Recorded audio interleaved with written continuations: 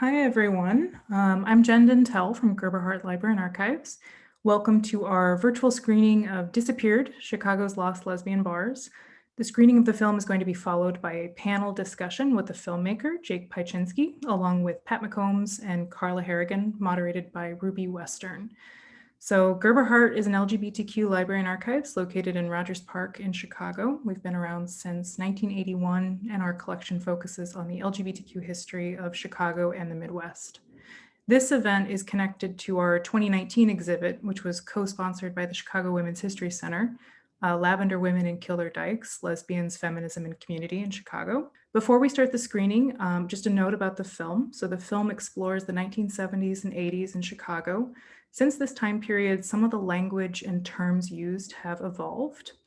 Just a note that language is important here. And in the film, we do hear the word transgendered, which is an outdated term. So in this conversation and beyond, if we are talking about the trans community, we'll be using the words like trans people or trans folks. The documentary is also a short film, and we realize that there are a lot of other stories that need to be told from this time. We'll be discussing these issues in the Q&A, and we would absolutely invite you to share your feedback and stories as well. All right, so now I will start the screening.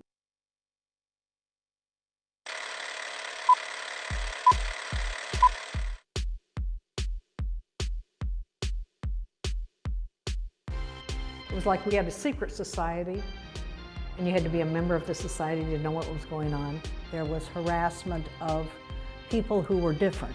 There was a feeling that lesbians needed to set up a space where they were safe. Well, the neighborhood has changed a lot. There's been a real loss of women's spaces. I mean, almost all the bars, basically. I think that lesbians are disappearing.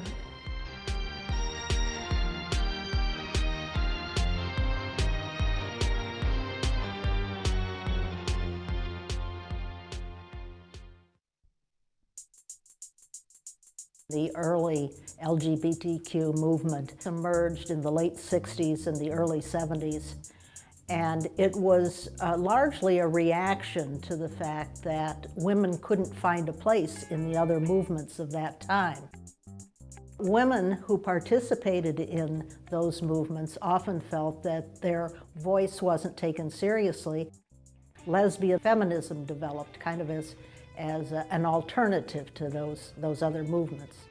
Lesbian bars seemed to proliferate in Chicago in the 1970s and 80s. And that was when, lesbian liberation started as a movement, and that was really when lesbian bars changed from more of a hidden place to a more open thing. Lesbian bars ended up around Addison. It was a neighborhood that was sort of gentrifying but had not yet gentrified, so it was still pretty cheap to live in. Lesbians needed to set up a space where they were safe, where they could be open, because it was very dangerous to be a lesbian.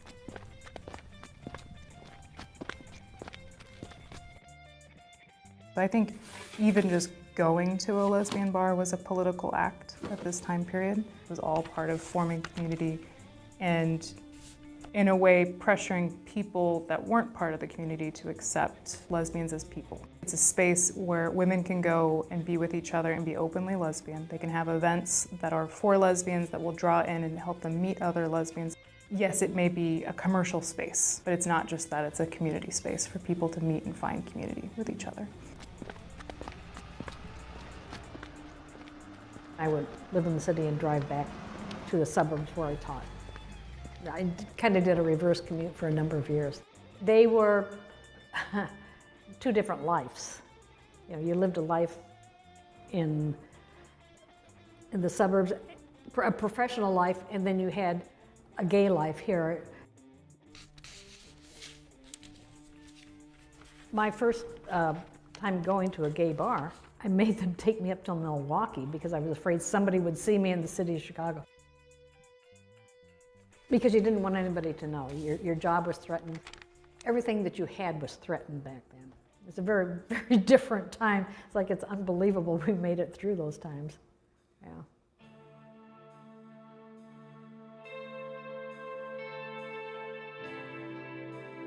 There would be raids where police would come in newspapers would publish all the names of the people that were arrested.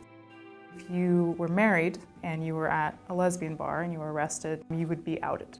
And you could lose everything. You could lose your kids. You could lose your job. So it was a way of kind of keeping queer people in their place. So you just had to deal with it. But dealing with that meant you didn't have anyone to protect you. So I think it was a very scary time to be a lesbian. This is sort of a uniform from back in the day. Jeans, a shirt, the bolo tie, and a corduroy blazer. When we first started coming in here, which would have been in the early 70s, there still were city ordinances on the books prohibiting cross-dressing. And so they would raid gay bars. It was an interesting thing. So Chicago had a dress code ordinance. It was called the zipper ordinance because women were allowed to have zippers on the back of their pants because that was considered to be women's pants. But if they had them on the front of their pants, they were considered to be cross-dressing and dressed like men. And that was an excuse for a lot of raids in Chicago. They would just be ruined just for going to a bar.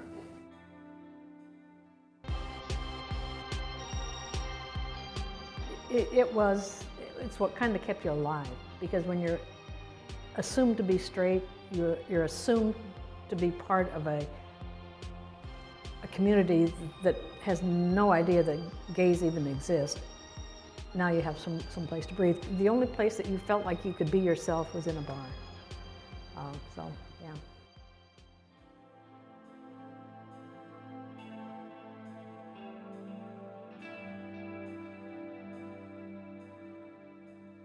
Today there are not the same number of lesbian spaces, certainly as there were back in the 70s and 80s. I think once CK and Augie's closed, there weren't very many left. There may have been a few other bars. They would be there and gone in no time. They're gone. Hang on to the history, I guess. Yeah.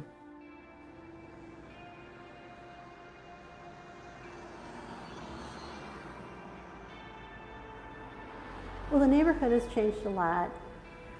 There's been a real loss of women's spaces. I mean, almost all the bars, basically. This last Pride Fest, on the day that the parade was happening, I woke up and I felt really sad. I was like mourning the loss of the women's spaces around here. I actually sat down that morning and wrote down the names and addresses of all the bars I used to go to. The Ladybug was one of my favorites, and that was right down the street. I mean, people are saying, oh, you know, we don't really need women's spaces or lesbian spaces because, you know, everyone's assimilating, and I really don't buy it. There's more discrimination than ever. And the idea that we don't need our own space, I think, is erroneous.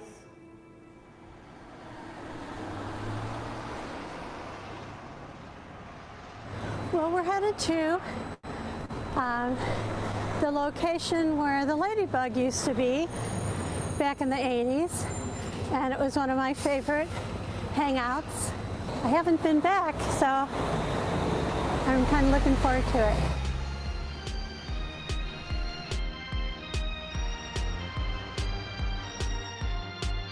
Well, the place is kind of reversed now.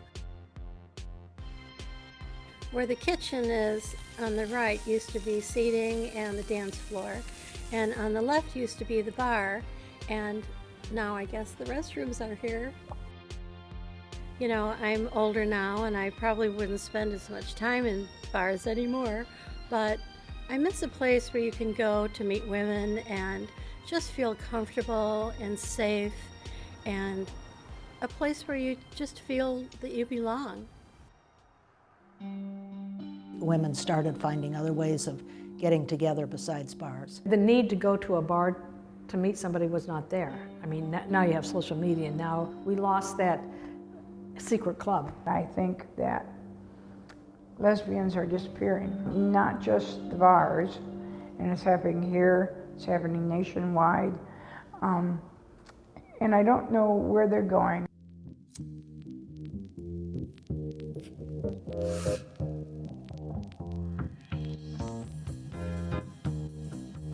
Folks aren't identifying as lesbian as much anymore.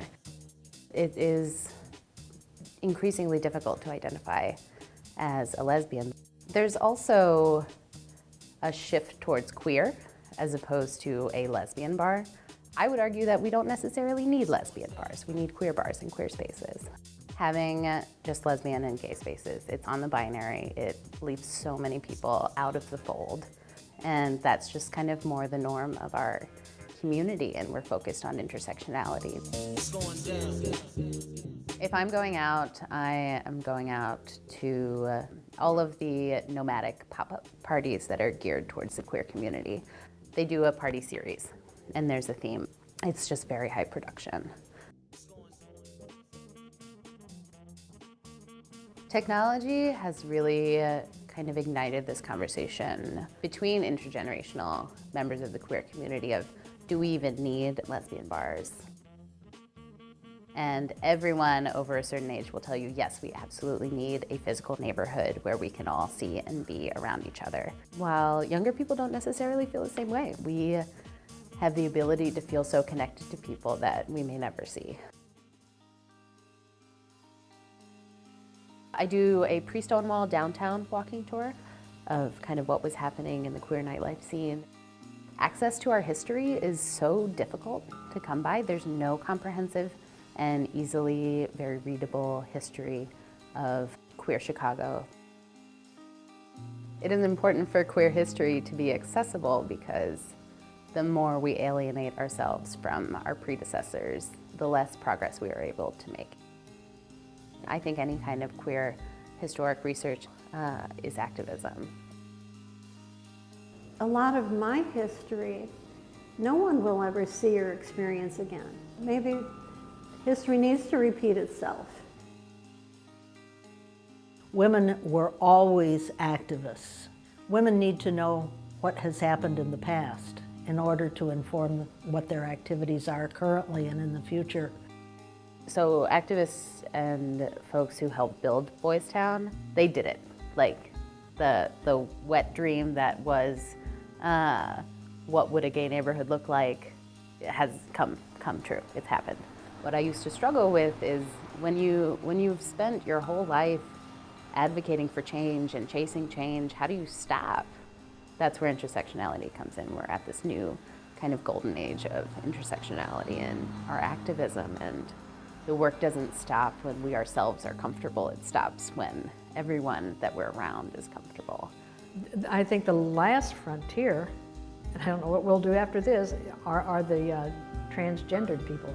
I mean, once they have been established and accepted and become like everybody else, what's left? I mean, I really don't know. It's like we've conquered the world.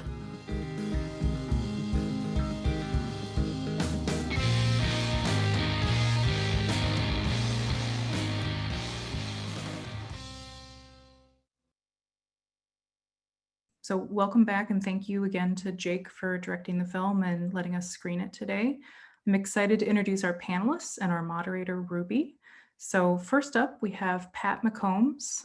Pat is a longtime activist in Chicago, and she co-founded Executive Suite, which was a traveling party for women of color, and it was founded in 1980.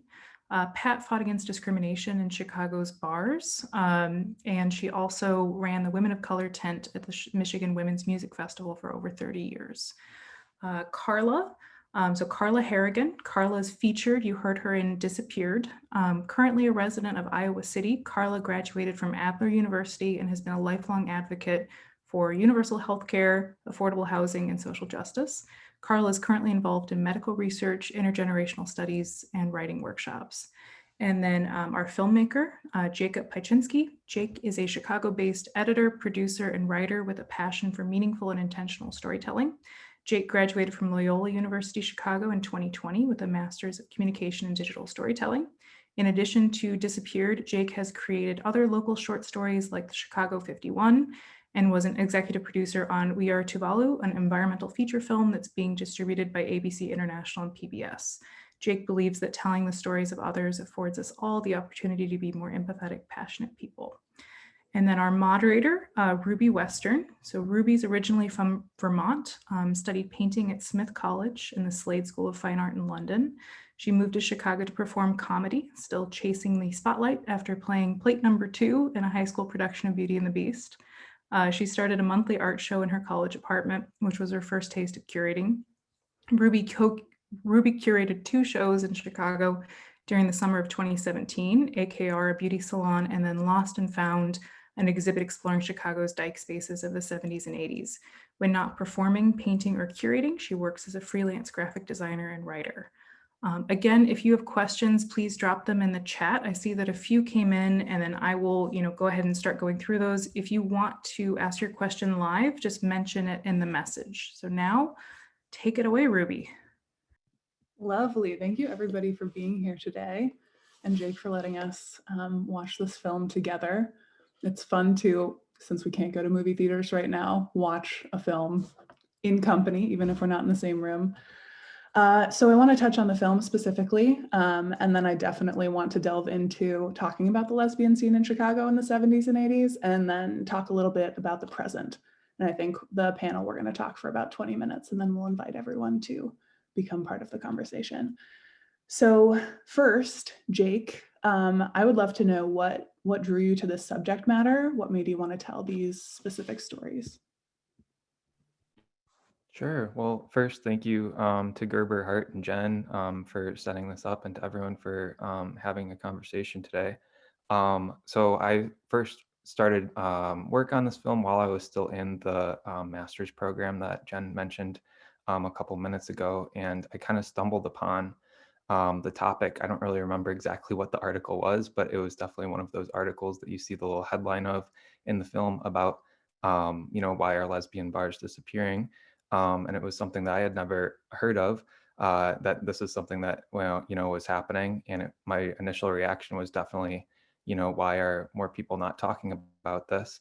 And so I started to search some more and just ended up with more questions and said, I would love to learn more about this and hear from folks to answer some important questions of, why is this happening? What does it mean? What does it mean moving forward? And so kind of the gaps that exist in that history is really what captured my interest, I guess.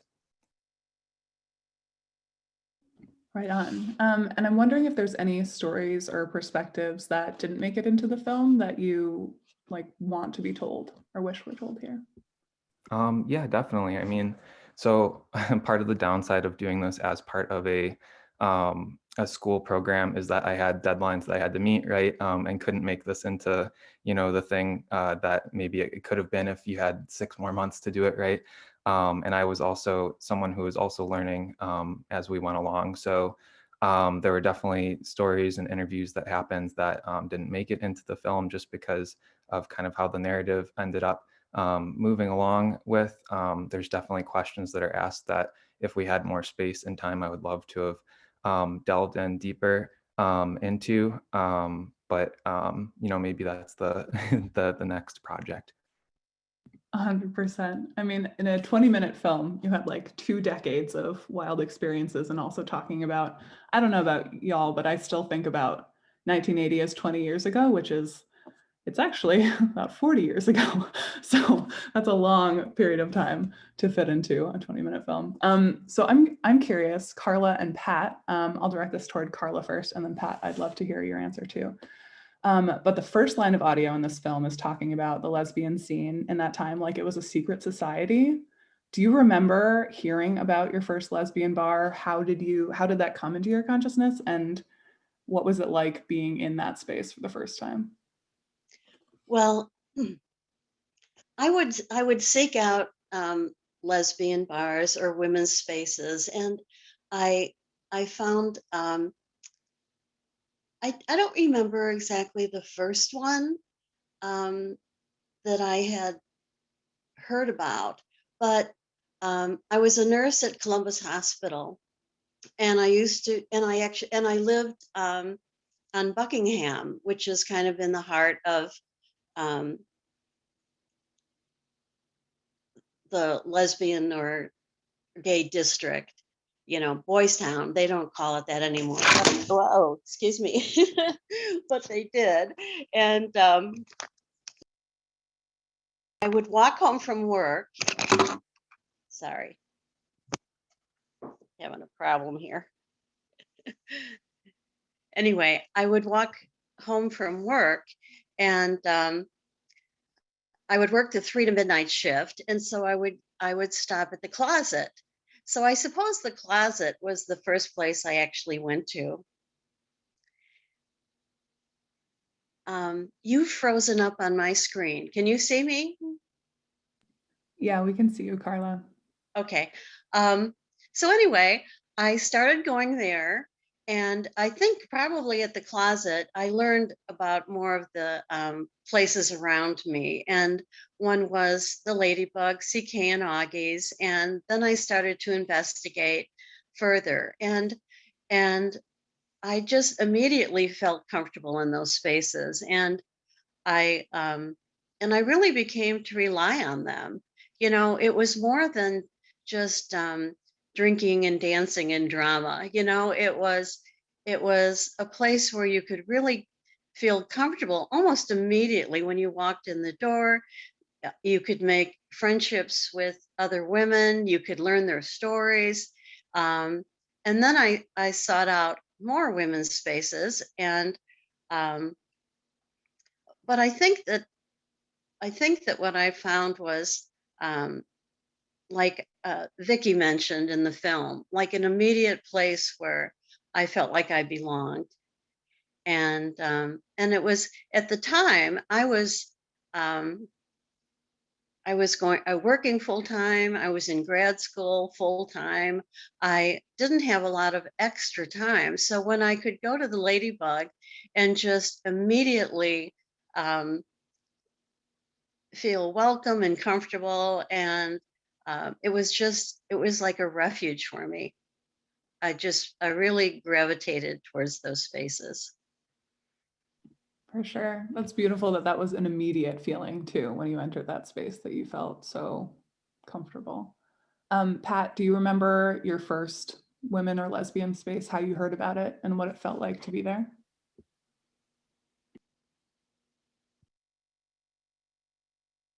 Unmute. Yeah, can you hear me now? Yes. Oh, good. I can't see myself. Can you hear me? We can hear you. We can hear you, but we can't see you right now, Pat. I think your video just got switched off. Okay. Well, basically, we were talking about when I first came out or had any knowledge of any lesbian type groups. I happened to live in Hyde Park, and it was during the time I was in college, and I ran across a newspaper called Blaze or something like that, and it had a little announcement of a rap group meeting. And this meeting was in the basement of an apartment given by Vanita Gray. And she was a well-known activist within the community, and all of us were in college. And she had this meeting where a bunch of lesbians, I was shocked, mostly white, Vanita Gray is Black. And I walked in there and I said, what the hell is going on? And I decided to stay and listen to some of the conversation with the other lesbians. I felt at home, if you really want to know, because there were so many women, so many lesbians, and I hadn't been around a lot of lesbians at the time. So from there, we talked about various issues within the lesbian community, and they introduced us to a few of the bars, the Closet. We used to go to sets at the Kingston Mines. They started having meetings in someone's loft on Wells. I can't even remember. I know it was on Wells because we were in a loft. And we would get together like once a week and hold various meetings on various topics related to our interests.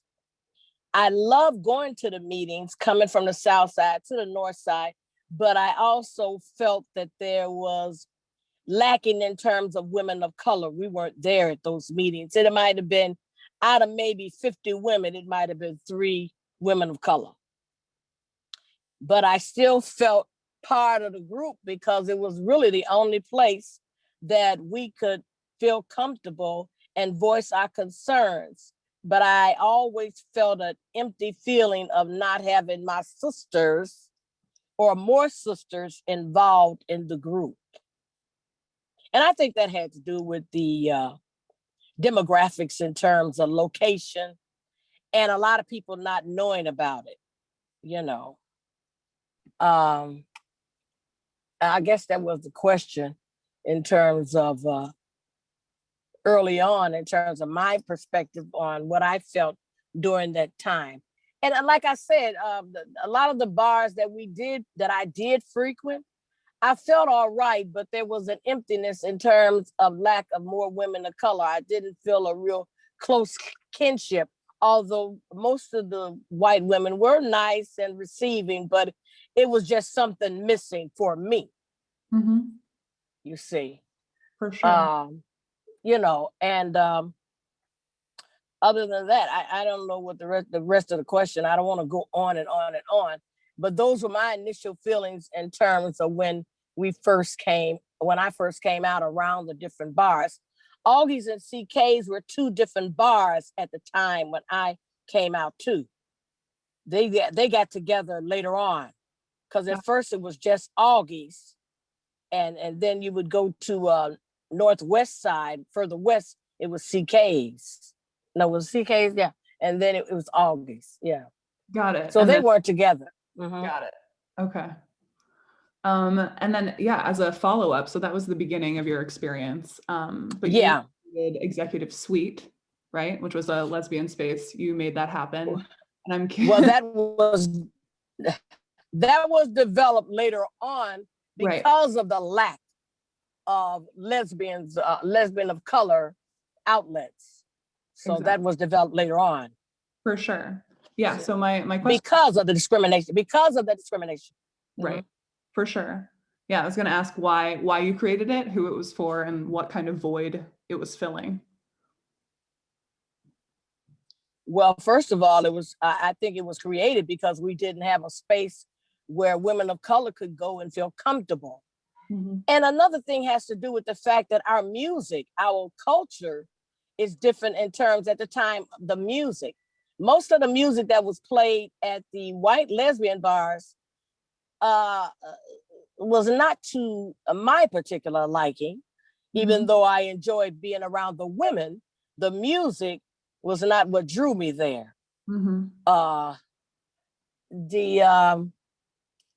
When we felt we were discriminated against Augie's and CK's because of ID, the carding that they allowed or wanted us to do, I just joined a group with Pam Terrell and Sharon Webb.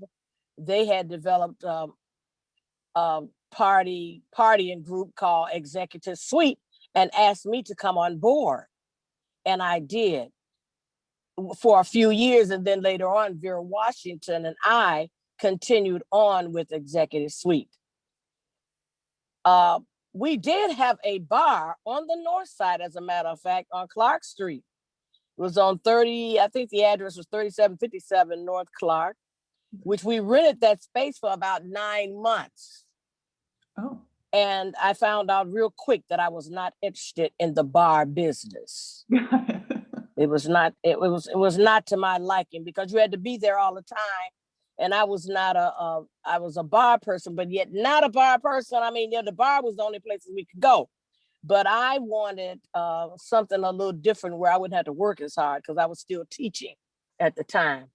Mm-hmm. So I just felt that we fulfilled a void that was greatly needed in our community. And my parties weren't just for women of color, they were for all women. That's why I chose locations like downtown. We had a lot of parties downtown, or on the north side. Our crowd came to the north as well as downtown because of the type of locations we chose for our parties. Mm-hmm. We wanted it to be diverse enough where it was welcoming to all women. So, and we had a variety of music. Right. Mm-hmm. Right on. I hope that answered your question. Very much so. Yeah, thank you, Pat. So I'm curious again for Carla and Pat too, that I know that bars were a huge part of lesbian community in the 70s and 80s, but there were some other lesbian spaces like Mountain Moving Coffee House and Women and Children First Bookstore. I'm just wondering what was the Yeah. role of these non-bar spaces in community? Well, I really enjoy Women and Children First and still do, and am so thankful that the two new owners stepped up when the original owners decided to retire. And um, I remember going there and feeling really comfortable to be able to like go up to the cashier and ask her if she could recommend um, any books about lesbian sexuality. Now, I would, die first if I had to go to like another bookstore and ask that. I wasn't that comfortable yet in my sexuality, but I felt comfortable there. And and I tried to support them over the years. And one of the nicest things that happened to me regarding Women and Children First was one year I was a vendor at the Michigan Women's Music Festival, and my friend and I had silk screen T-shirts, dyed them by hand, had them hanging all over her apartment, packaged them, and did everything on our own. It was the first time I'd ever really done anything creative like that. So it was a big deal for me. And I sold them at the Women's Music Festival, and I had some leftovers. And I approached one of the owners at Women and Children First and asked her if I could sell the rest there. And she readily agreed. And I was just thrilled. And one of my biggest, it was just wonderful to see women walking down Clark Street wearing my and my friends' T-shirts, and it was just a really nice opportunity that they opened up for me. And I've always supported them. I think what they do there is fabulous. They just have such an amazing variety of events and books and a great women's space. For sure. Pat, are you here? Okay, I think we may have lost Pat for the moment, but No, I got it. Can you hear me? okay, yes, here you are. Hi. I was going to talk about the Women and Children First store. That was like a salvation. What can I say? They had various activities that I would go to. We started having, I was involved with Powwow with Carla Carter and with what they call a CC. And we would have poetry readings there. We did little skits and we entertained. That was the place to be in terms of the diversity. They were always welcoming in terms of diversity. That's one thing I liked about it, as well as Mountain Moving Coffee House. It was just so different to have other spaces to go to other than the bars. Mm-hmm. Also, we had the Lesbian Cancer, Lesbian Center. LCCP, that was but they didn't have, they just had other activities. But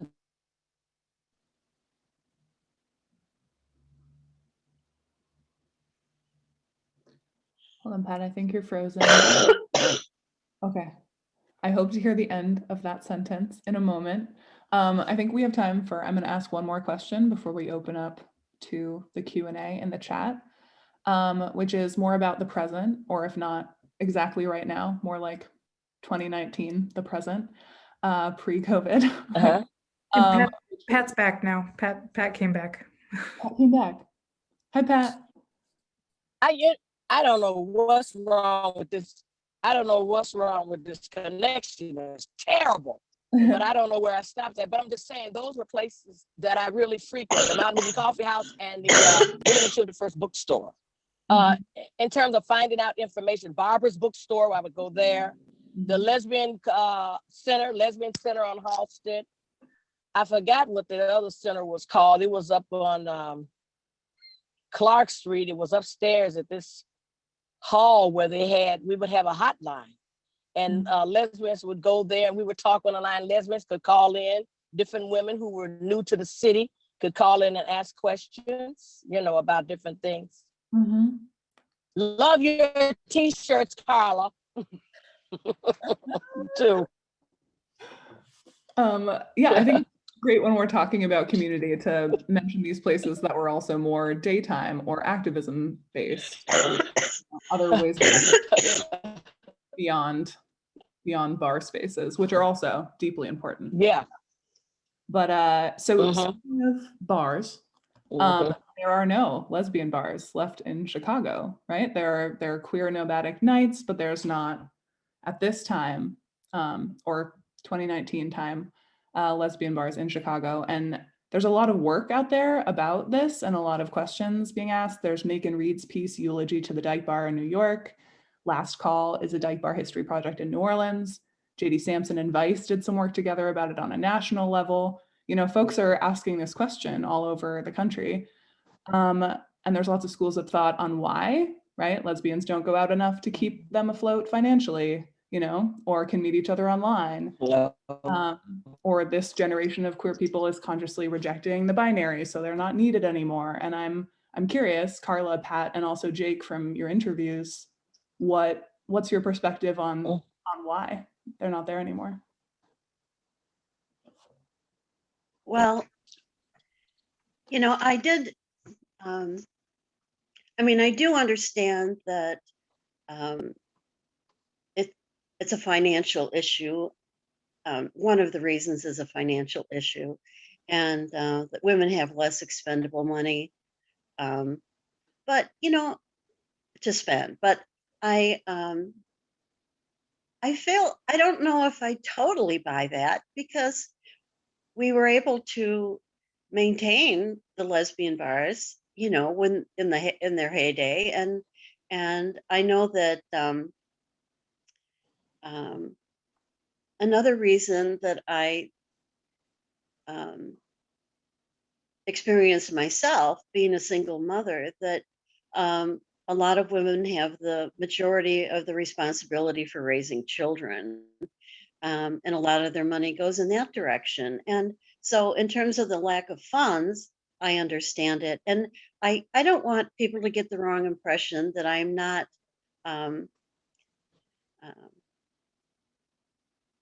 opposed to inclusive spaces. I feel that they're important also, but I really miss, and I really do think that history is going to repeat itself. I think that lesbians are good. The last 4 years were so difficult for lesbians, queers, gay, everyone, people, that we lost a lot of our rights. And I think that women have lost a lot of rights in general over the last 4 years. And I think that there's going to be a time when lesbians are going to want to have their own spaces again. I know it's not a popular opinion, but I've seen so many other things in terms of history repeat itself. I think it will. For years, my annual vacation was at the Michigan Women's Music Festival, and it was such an incredible experience that I'm really glad that there are women that and lesbian women that are trying to continue that tradition, because it is more than just bars. It's it's lesbian spaces for lesbians to call their own. I think it's really an important thing, you know, to continue. Yeah, I think so too. I think one of the biggest problems also is the fact that, like Carla was saying, in terms of women being taking care of children in a household and different issues like that. But I think we want to be entertained and we want to have a good time. But me, myself, personally, I think today I see more people want to be included. There's a sense of different people wanting to be included, and you don't want to just limit.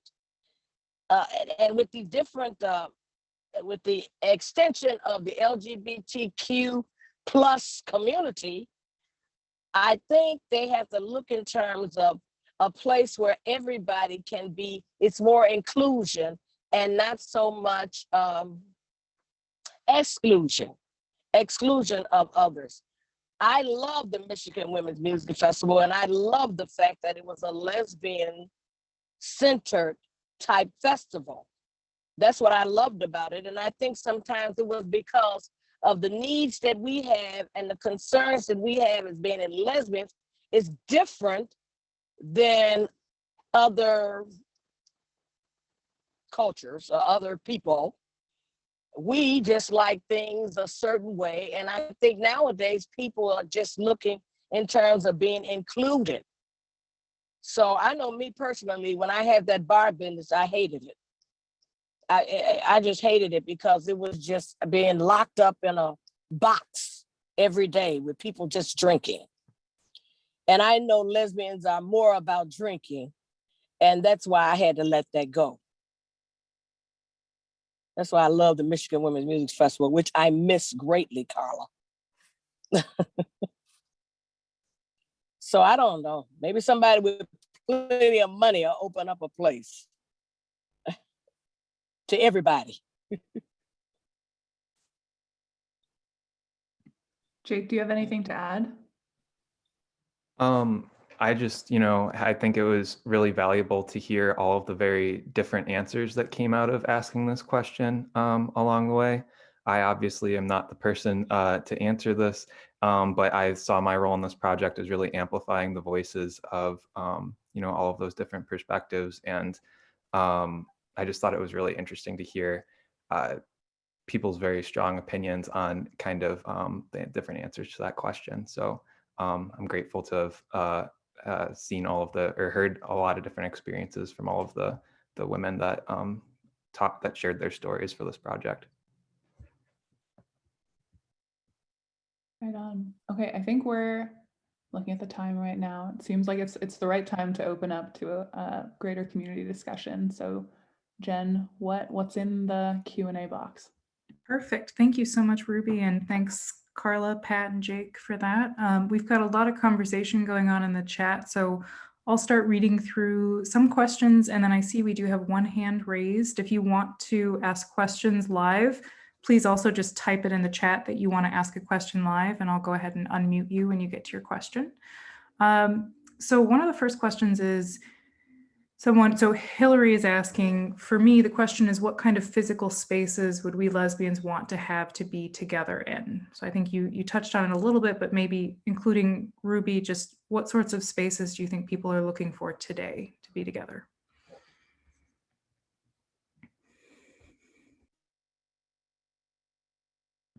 In the chat, I saw someone suggest a smoothie bar, which I am in full support of. That sounds great. And I think Pat definitely touched on this too, but community spaces where each person who, identifies within queer as this larger umbrella term can feel included and safe and celebrated, and not just safe or welcome, but joyful, so I would love to go to any bar at this exact moment, truly, but looking forward to 2022 or whenever this happens. I think a space where like you sit on a bar stool and you're not worried about your name, your pronouns, or who else is dancing, but there's good tunes on, and we're there to like share a beer. That's what I would like.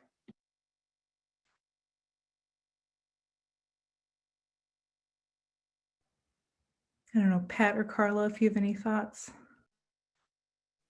Well, Go I know that now I'm going to be 70 this year, and like I said in the um, film, I probably wouldn't go to bars so much anymore. But the space at Center on Addison is a wonderful LGBTQ welcoming space. And a lot of the activities there are very affordable, and they're really geared to the gay and lesbian community. And it's all inclusive there, you know, and they have, for seniors, I mean, senior centers to be, I think it's very rare that you find a senior center with that that kind of openness or specifically geared to our community. So I, for the older folks, that's an incredibly welcoming place, and it's open to everyone in Chicago. So as far as the younger generation, I'm not really sure what they're looking for. I know what they're looking for. Places, at least women of color, young Black lesbians on the South. They're looking for some places to shake their asses and have a good time, and to intermingle and meet other women of like minds.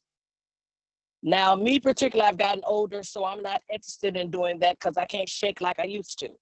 But if I could, I would, because I always felt like once I got off work and got away from my quote unquote straight society, I wanted to go someplace and shake my butt and have a good time, drink.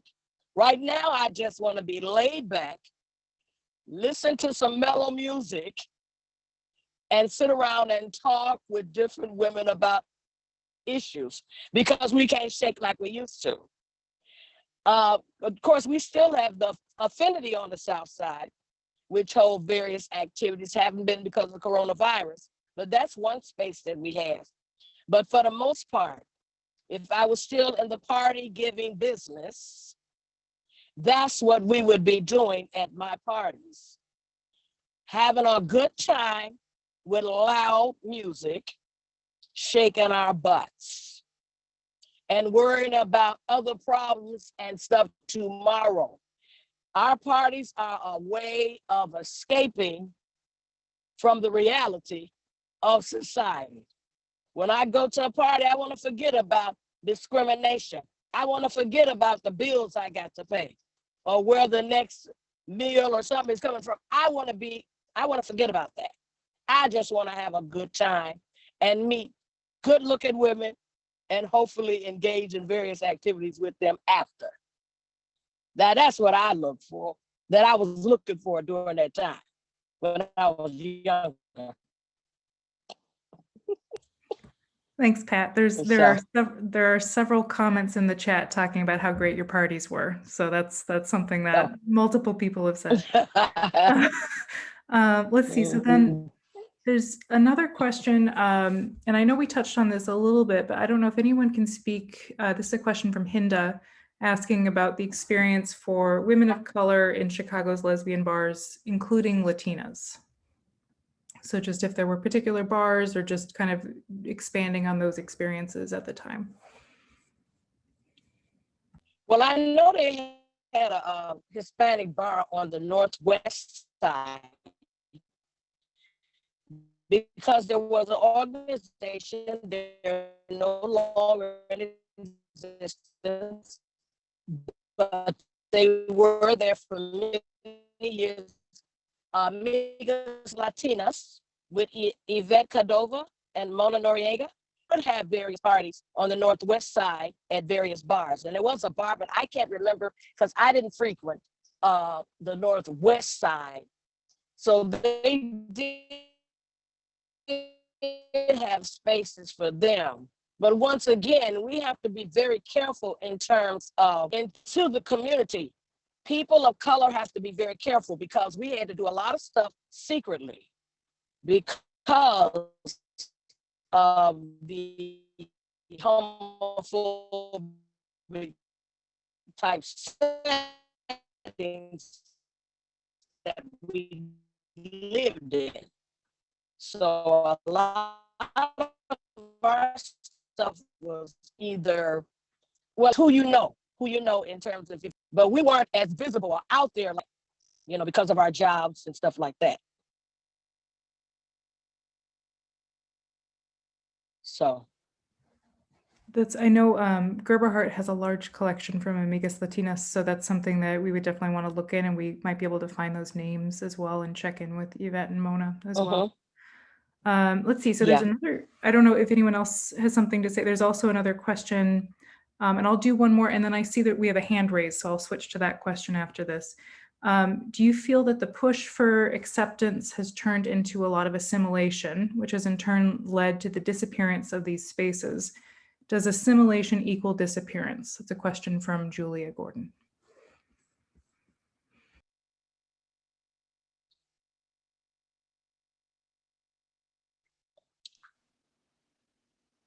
I can't really, I personally can't really,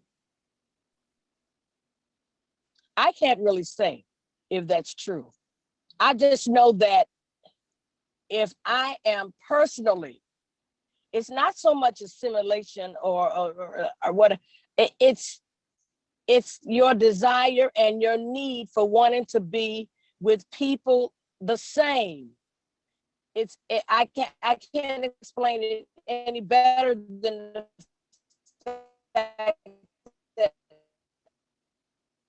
I prefer to be in a party filled with lesbians.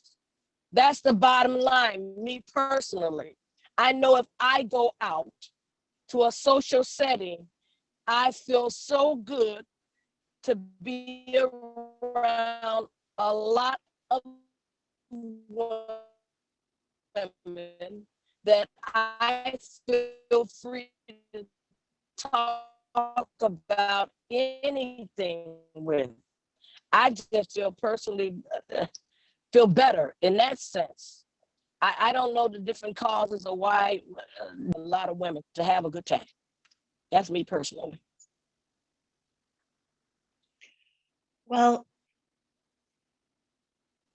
as I agree with you, Pat, and I know that assimilation is good for bringing people together, but I would prefer to be in a lesbian space. And I even know, I mean, I've read about factions of lesbians that feel like they want to be removed from the LGBTQ label or umbrella because they feel like they're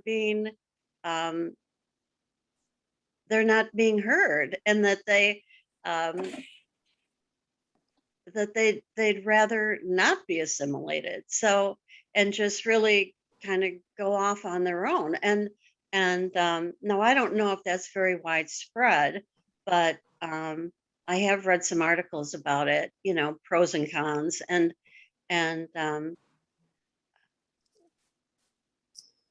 so that's out there too.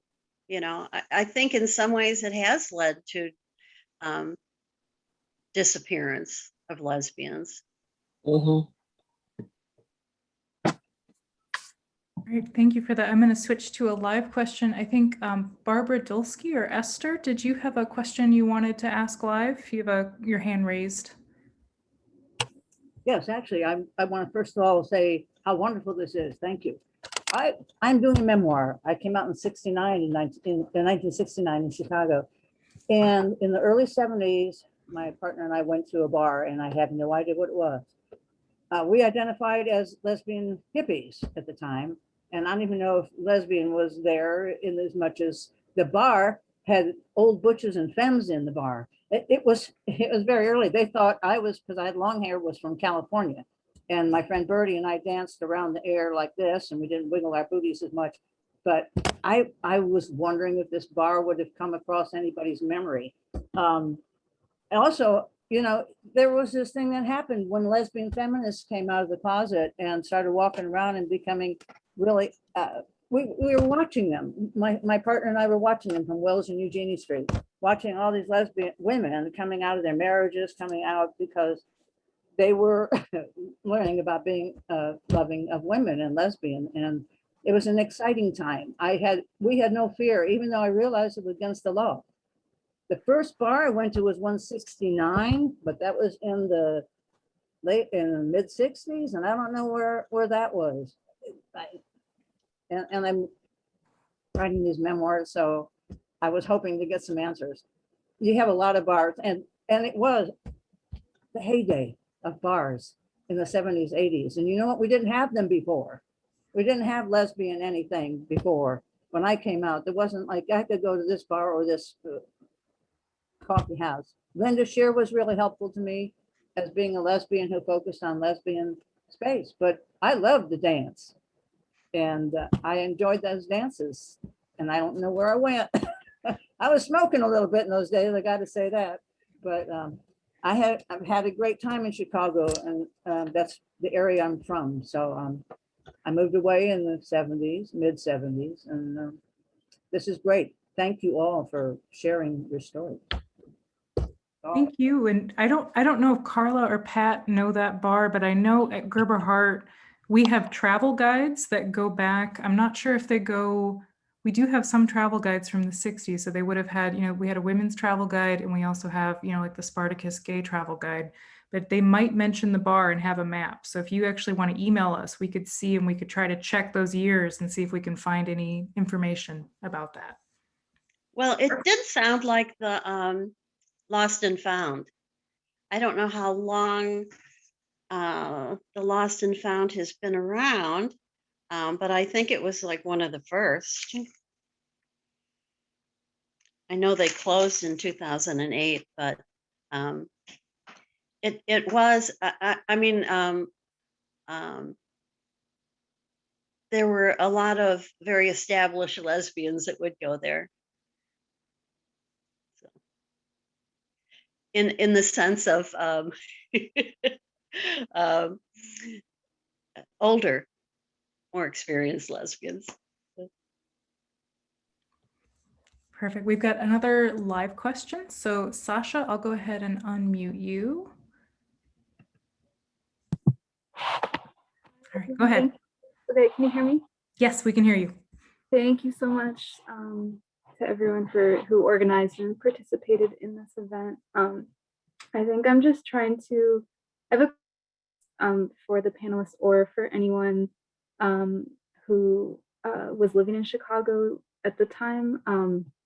So I'm just wondering, I'm trying to get a sense still of like the historical circumstances and conditions and kind of like what it felt like as these bars were disappearing. So I'm just wondering, like, when did this shift start to be? Did you feel a shift at the time? Were there certain events, like certain like key bars that closed within a short period of time? Was it a gradual shift or more sudden? And what kind of conversations were people having within various lesbian or queer communities at the time? Was there like a sense that something was changing or disappearing? So if anyone wants to speak to that, I'd love to learn more from people who are there at the time. Thank you again.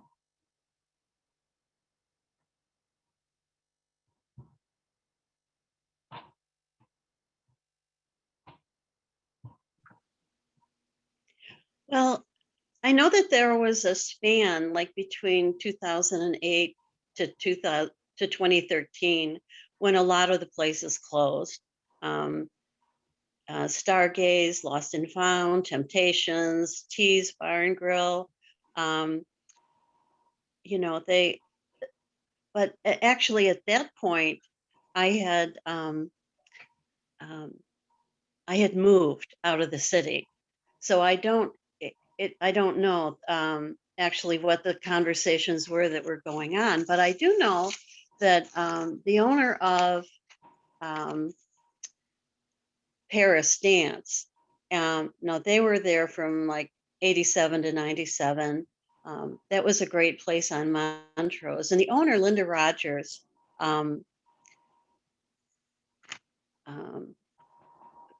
she ended up, I mean, she basically was saying that the economics just didn't work for her. She had met someone and she decided to move to Florida and close Paris Dance. But she said that she knew that if she had opened it up to men, that she could survive financially better. But she didn't want to do that. She wanted to keep a lesbian space. And her question was, you know, she could see everything closing around her in regard to lesbian spaces, but her question was, are we really making a change for the better by closing our spaces and assimilating? And I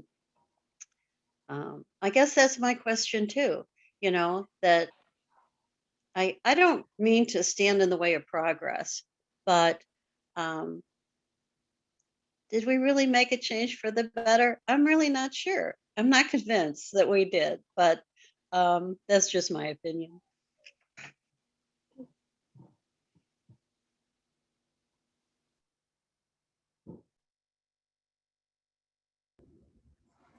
Pat, I'm not sure if you heard, but the question of just kind of if you felt there was a change and when bars started closing, or just kind of that feeling from the 70s to 80s towards now. I'm not sure. Oh, there's Pat.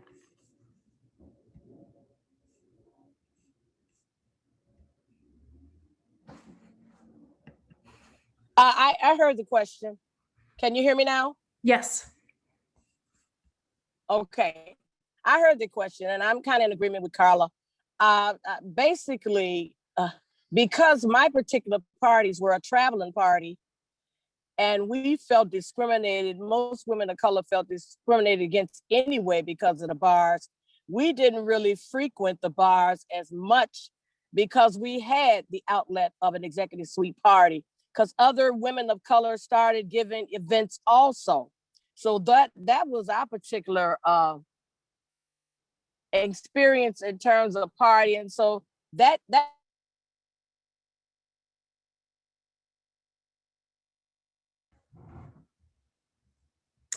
Sorry, I think Pat, you're breaking up a little bit. Can you try shutting your video off? You're just breaking up a little bit.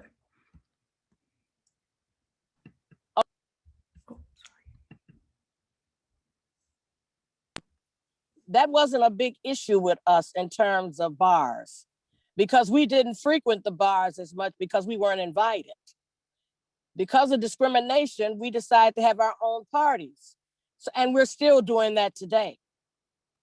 So me personally, it wasn't a big issue because, like I said, I didn't feel comfortable in many of the bars anyway.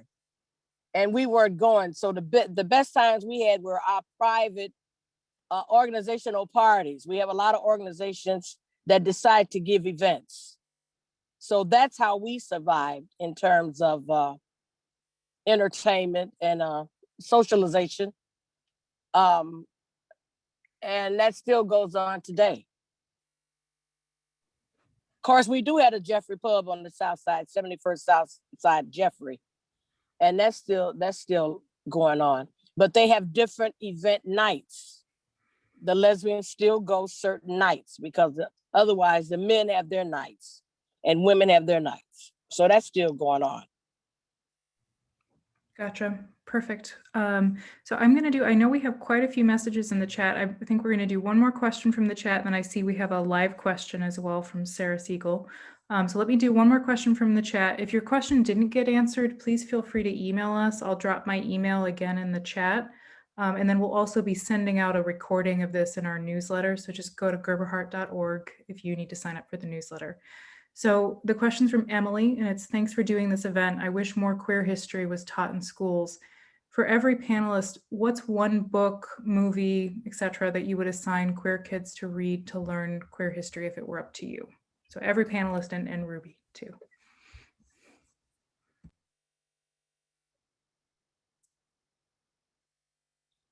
I would say Tracy Bain has a very good book out on gay history.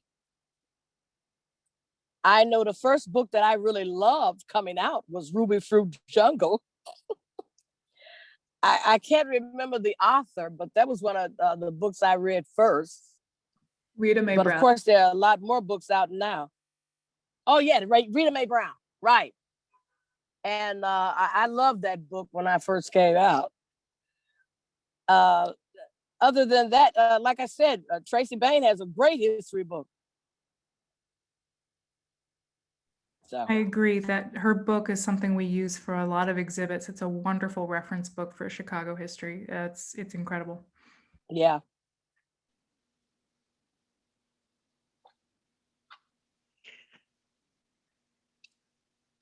Ruby Fruit was the first one I took out of the library, and I think part of it is because in it. So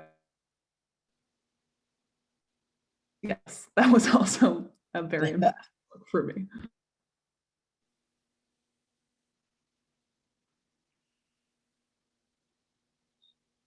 I don't know, Carla or Jake?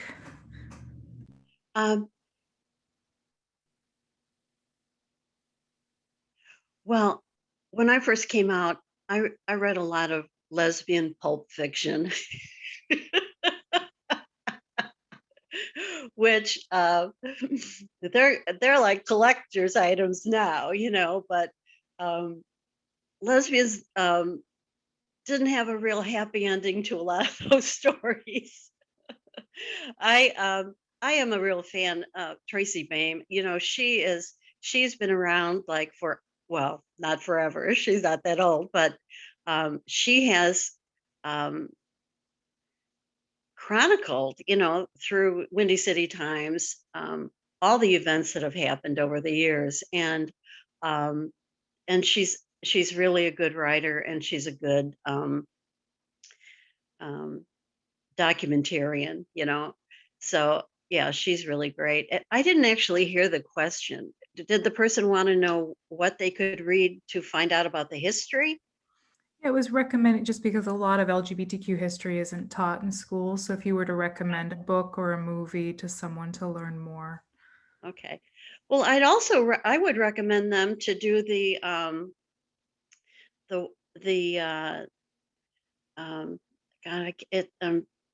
the walk in Lakeview that has all the historic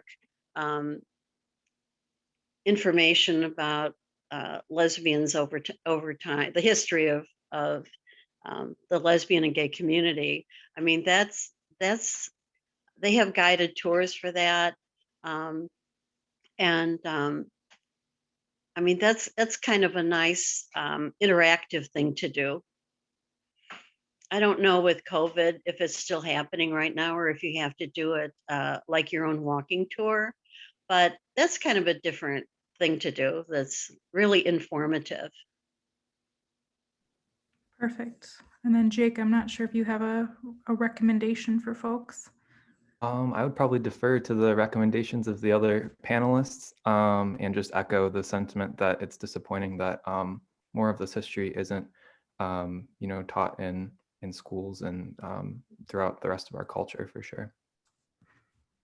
I would agree. And then to Carla's point about lesbian pulp fiction, if anyone is looking for a recommendation, Valerie Taylor was an absolutely incredible Chicago lesbian pulp fiction author. Her first couple books, there are some unhappy endings, but later her books get a lot more positive. It's one of those things where everything's positive until the last chapter to get it by the censors. But they were absolutely incredible books that tell you a lot about Chicago too. So I think one last question. We have a live question from Sarah Siegel. So Sarah, I will unmute you. Thank you. This has been marvelous. And I just want to go back to Sasha's question and give a tiny bit of perspective on that, what it felt like for these places to disappear. Pat and I, my wife and I, who met in Chicago, moved to New Jersey 24 years ago, came back to visit Chicago. And we knew Paris wasn't around anymore, but we wanted to at least be on the grounds of, where it was, because a lot of our early dates were there. And there was a condo there, Sasha. So it was really depressing. We also, I'll say, we went to Big Chicks as basically our quasi first date. And no, it wasn't a lesbian bar, and I think it's still around, but at least it had huge breasted women on the walls, the murals. So that was, gay and lesbian. Yes, for sure. LGBTQ for sure. But anyway, so I just thought of that. And then one other thing that I think Yvonne Zipter's here too, the softball scene and rugby for me for a few seasons were really great places, to be with women and lesbian women particularly. And I saw 1,000 waves in the chat. So anyway, I mourn all the loss of all those. Never got it back in New Jersey, and it's not really in Memphis where we retired to here either. So it was a golden age, I would say. Fantastic. Thank you, Sarah. And thank you, Ruby, for moderating, and Pat and Carla and Jake. Thank you so much for doing this. And thank you everyone for coming to this event. Please sign up for our newsletter on gerberhart.org. We have Facebook and Instagram. We will be sending out a link to this in our newsletter, and then it will be posted on our website as well. So thank you all for coming today.